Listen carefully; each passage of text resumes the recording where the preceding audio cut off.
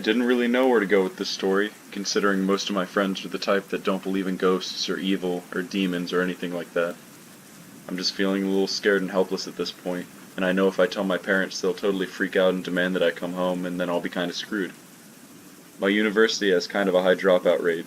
My roommate, my first semester at college, ended up dropping out because she couldn't deal with the anxiety and her depression, but she's doing much better now. And my second roommate was an international student who ended up running out of money halfway through the semester and had to drop out. The rooms are set up with 2 bedrooms and 1 bathroom connecting them, with 2 people in either room. There's 8 rooms on my floor, all connected by a big common room in the center of us. Then there's a hallway, and then on the other side of the hallway is another pod like ours. The pods are separated by gender, so all the rooms surrounding mine have girls in them. Most of the girls I've met have been super sweet. I'm ridiculously lucky to call one of them my closest friends. Her name is Anne, but we don't share a room or a bathroom or anything. She lives across the pod. The girls I share the bathroom with are named Katie and Ashley, but Ashley moved out a week ago after she finished finals.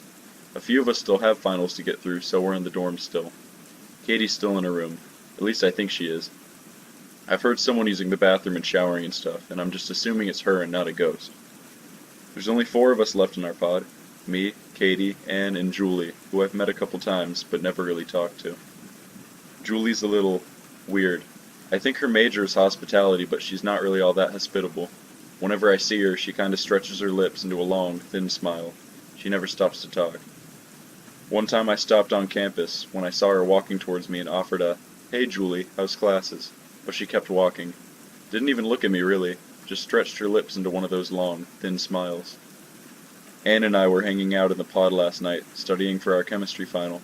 The pod has a couple tables and a couch so people can hang out and chill between classes, or if their roommate is asleep and they want to study. The ceiling lights never turn off. Ever. They're super bright too. It's kind of nice. Comforting in a way, especially since my room is half empty with my roommate gone. I can look at the door at night and see the glow of the pod lights through the crack under the door, and know that if something scares me in the dark, the light is only 3 really big steps away. But last night, the lights flickered.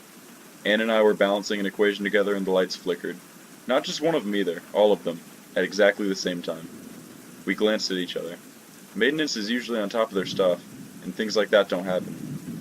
Elevators don't break, showers don't break, lights do not go out. The lights suddenly just started dimming, as if they had one of those sliding dimming light switches, instead of the flick ones.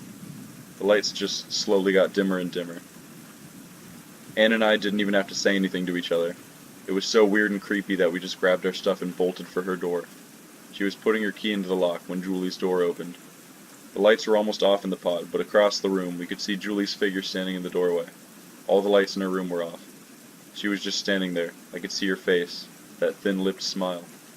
I'm getting chills just thinking about it. It was so bizarre. I bolted for the light switches as Anne slammed her bedroom door and locked it, and I turned on every light that I could. I slept on Anne's roommate's plastic mattress that night. I couldn't go back out there with all the lights off. This morning when we woke up, the lights were back on in the common room. I went back to my bedroom, I showered and changed. Anne and I went to class together. I tried to talk about it with her on the way to class, but when I brought it up, she looked at me really confused, like she didn't know what I was talking about. Anne is ridiculously sweet, and she doesn't pull pranks or tricks on people. So when I said, "What do you think happened last night?" and she replied, "What do you mean?" I knew something was super wrong. For a second, I figured I had just dreamed the whole thing, but I slept over in her room. Why would I have slept over on her roommate's really uncomfortable, crinkly plastic mattress if nothing had actually happened? "In the pod last night, when the lights went off," I replied, watching her face for any sign of sudden realization or understanding. Anne stopped walking. "The lights didn't go off. We finished studying and went to bed," she replied carefully, watching my face as closely as I watched hers. "I slept over in your room," I replied, and she shook her head. "No, my room was empty last night. Anne, when Julie..." "Julie?" We stared at each other, and Anne blinked at me a few times. Then she asked, "Who's Julie?" I sort of just dropped it because we got to class, and it was a really important review for our exam. We're both moving out on Saturday, so I'm hoping that I can make it to then without any weird dreams, I guess. Because it was just a dream, right?